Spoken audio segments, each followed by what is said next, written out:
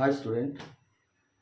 நேற்று 2 டாபிக் பார்த்தோம். ஹார்ட்டு அது வந்து டாபிக் சாப்டர் முடிச்சிட்டோம். இப்போ வந்து இந்த டாக்டர்ஸ்லாம் இருக்காங்க, அதாவது உடலை பற்றி மொத்தமாக படித்தா அதுக்கு பேர் அனட்டாமி. இப்போ உடலுக்குள்ளே இருக்க பாடிக்குள்ளே இருக்கிற ஒவ்வொரு பார்ட்ஸாக தனித்தனியாக படிப்பாங்க.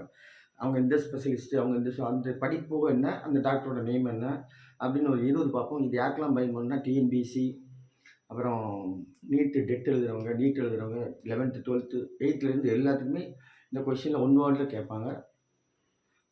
ஒவ்வொரு மார்க்கும் ரொம்ப ரொம்ப இம்பார்ட்டன்ட். ஓகேவா? ஸோ போகலாமா? ஓகே. ஃபஸ்ட்டு வந்து பாடியை பற்றி பார்க்குறோம். பாடியை பற்றி ஃபுல்லாக படித்து அதுக்கு பேர் அனட்டமி அப்படின்னு சொல்லுவாங்க. அப்படின்னா உடல் கூறியல். அப்புறம் ஸ்கின்னை பார்த்தோன்னா டெர்மட்டாலஜி அப்படிம்பாங்க. இப்போ இந்த டெர்மட்டாலஜின்னு சொல்கிறேன்ல, இப்போ நீங்கள் எப்படி போனால் இது ஸ்கின்னை பற்றி படிப்புக்கு பேர் டெர்மட்டாலஜி. அப்படின்னா இது வந்து அனட்டாமினா உடற்கூறியல்னு சொன்னாலும் அதே மாதிரி டெர்மட்டாலஜி. இது படித்தவங்க பேர், அந்த டாக்டர் பேர் டெர்மட்டாலஜிஸ்ட். அப்படி சேர்த்தா எல்லாத்துலையும் சேர்த்தா அது அந்த ஒரு டாக்டர். அப்புறம் ஓடன்டாலஜி டீத்தை பற்றி படித்தா நம்ம டென்டிஸ்ட்னு சொல்லுவோம். அது டென்டிஸ்ட்னு சொல்லலாம். ஐக்கு பார்த்தீங்கன்னா ஆஃப்தல்மாலஜி. கொஞ்சம் வாயில் வர கஷ்டப்படும். கொஞ்சம் ஒரு 3 வாட்டி 4 வாட்டி இந்த வீடியோ பாருங்கள். ப்ளஸ் நீங்கள் எழுதி வச்சு படிங்க, சரியா? Stomach gastroenterology. ஸ்டொமக்கை பற்றி, வயிற்றை பற்றி படித்தா கேஸ்ட்ரோஎன்ட்ராலஜி. அப்புறம் இஎன்டின்னு சொல்லுவாங்க. கேள்விப்பட்டிருக்கீங்களா? இஎன்டினா என்ன? ஏர், நோஸ், டீத், த்ரோட். சாரி ஏர், நோஸ், த்ரோட், தொண்டை, காது, மூக்கு, தொண்டை அடிச்சோம்ல, அதுக்கு பேர் ஓலண்டாரிங்கலாஜி. ஹேருக்கு வந்து ட்ரெச்சாலஜி. ஹேரை பற்றி படிப்புக்கு பேர் ட்ரெச்சாலஜி. போனை பற்றி படித்தா அதுக்கு என்னது? ஆடியாலஜி. ஆர்த்தோ சொல்லுவாங்க, ஆர்த்தோலஜி. லங்ஸை பற்றி படித்தா பல்மனாலஜி. இந்த பாருங்கள் லங்ஸு. அப்புறம் 17 பாருங்கள் செஸ்ட்டுன்னு இருக்கும். இந்த செஸ்ட்டுக்குள்ளே தான் லங்ஸ் இருக்குது. செஸ்ட்டை பற்றி படிக்கிறேன்னு சொல்லலாம். அப்புறம் லங்ஸை பற்றி படித்தா பல்மனாலஜி. தென் பிரெயினை பற்றி படித்தா நியூராலஜின்னு சொல்லுவாங்க, நியூரோஃபிசியாலஜின்னு சொல்லுவாங்க. இந்த நியூரான், பிரெயின்னா அதோட அடிப்படை செல் அழகுன்னு சொல்லுவாங்க, அதுக்கு பேர் நியூரான். இந்த மாதிரி செல்லு தான் பிரெயினுக்குள்ளே இருக்குது, சரியா? மசில்ஸை பற்றி படித்தா மயாலஜி. மசில்ஸை பற்றி படித்தா இது பேர் மயாலஜி. கேன்சரை பற்றி படித்தா ஆங்காலஜி. அவங்க அந்த டாக்டருக்கு பேர் ஆங்காலஜிஸ்ட் அப்படின்னு சொல்லுவாங்க, சரியா? டிசீஸ் வரக்கூடிய நோயை பற்றி படித்தா, நம்ம உடம்புல வரக்கூடிய நோயை பற்றி படித்தா அதுக்கு பேர் பேத்தாலஜி அப்படின்னு சொல்லுவாங்க, அதுக்கு பேர் பேத்தாலஜி.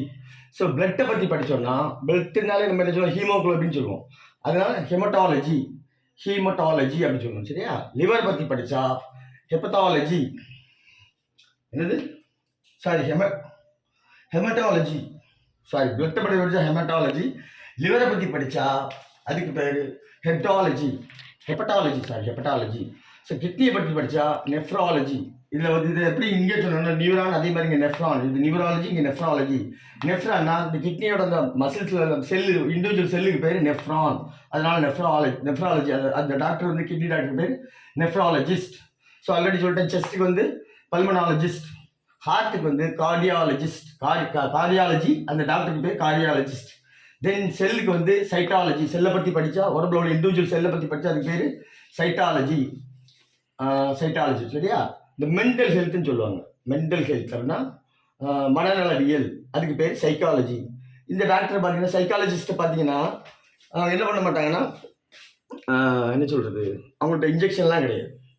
Only counselling tablet. சிலவங்களுக்கு சில ஸ்டூடெண்ட்டு, சில ஆஃபீஸில் ஒர்க் பண்ணுற ஒர்க்கு ப்ரெஷர் ஜாஸ்தியாக இருக்குது. Any time tension. அவங்க ஒரு கட்டத்துக்கு மேலே என்ன ஆயிடுவாங்கன்னா, என்னடா வாழ்க்கை அப்படிங்கிற மாதிரி ஆயிடுவாங்க. ஸோ அந்த மாதிரி ஆட்களுக்கு உங்களுக்கு கவுன்சிலிங் கொடுப்பாங்க. இப்போ அமைதியாக உட்காந்து, இந்த மாதிரி ஆட்கள் தனியாக விடவே கூடாது. வீட்டுக்கு வந்தாங்கன்னா அவங்களை கூப்பிட்டு அமைதியாக பேசணும். அவங்கள தனியாக விட்டிங்கன்னா அவங்க மனசோட பேச ஆரம்பிச்சு ஒரு மாதிரி மெண்டல் ஆகிடுவாங்க. நம்ம ஊரில் 2 ஹாஸ்பிட்டல் இருக்குது. தன்வந்திரின்னு ஒரு ஹாஸ்பிட்டல் இருக்குது, ஸ்னேகான ஹாஸ்பிட்டல் இருக்குது. 1 மாதம் உள்ள அடைச்சிடுவாங்க. ஃபோன் தர மாட்டாங்க, எதுவும் தர மாட்டாங்க.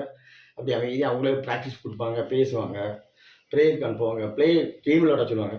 ஸோ முதல்ல நீங்கள் வந்து ஸ்டூடெண்ட்ஸ், உங்கள் பேரண்ட்ஸுக்கும் சரி, என்ன சொல்கிறது, உங்கள் டீச்சருக்கும் ப்ரெஷர் கொடுக்காதீங்க.